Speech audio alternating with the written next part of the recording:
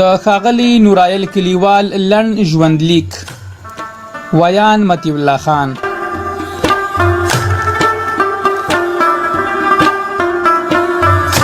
ښاغلی نورایل کلیوال د شهید حاجي عبدالقدوس خان بارکزي زوی او د ارواښاد محمد ظریف خان لمسی دی. په 1483 لمریز کال کې د مرغومي یا جدي میاشتې پر 5 نیټه د هلمند ولایت د نهر سراج ولسوالۍ د تورمې د کلي په یوه دینداره او هڅوپاله یا کلتورپاله کورنۍ کې زیږېدلی دی. لومړنۍ زده کړې د لښکرګاه ښار د هلکانو منځني ښوونځي کې وکړې. وروسته بیا په 1490 لمریز کال کې کندهار ولایت ته د ژوند کولو لپاره وکوچېدل او د ښوونځي پاتې زده کړې د کندهار د میرویس مینې په لوړ ښوونځي یا عالي لیسه کې بشپړې کړې. بیا یې د یو څه ځنډ وروسته د کندهار میرویس نیکه پوهنتون د حقوقو او سیاسي علومو پوهنځي کې زده کړې پیل کړې.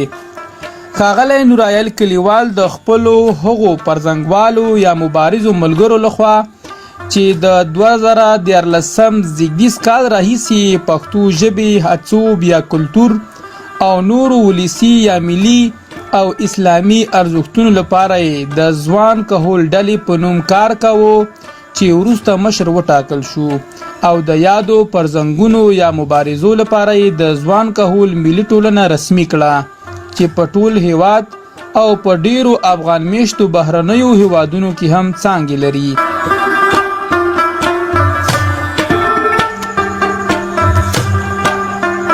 او همدارنګه په 1498 لمریز کال کې د پښتون ژغورنې غورځنګ د ملګرو لخوا څخه ورته د افغانستان څانګې د پازي یا مسؤلیت بار هم ورته شو.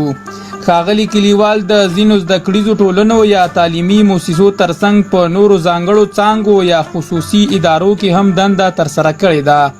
اوس مهال د کندهار ولایت مقام د ټولیزو لاسوندونو د سمبالګر یا عمومي اسنادو د مدیر په توګه دنده ترسره کوي. د سیاست سره سره د ادب، هڅوب یا کلتور او اسلامي ارزښتونو سره هم لیوالتیا لري.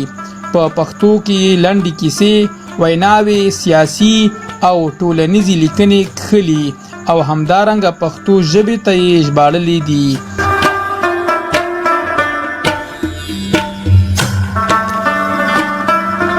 ښاغلي نورایل کلیوال په 1494 زیږدیز کال کې په کندهار کې واده کړی دی.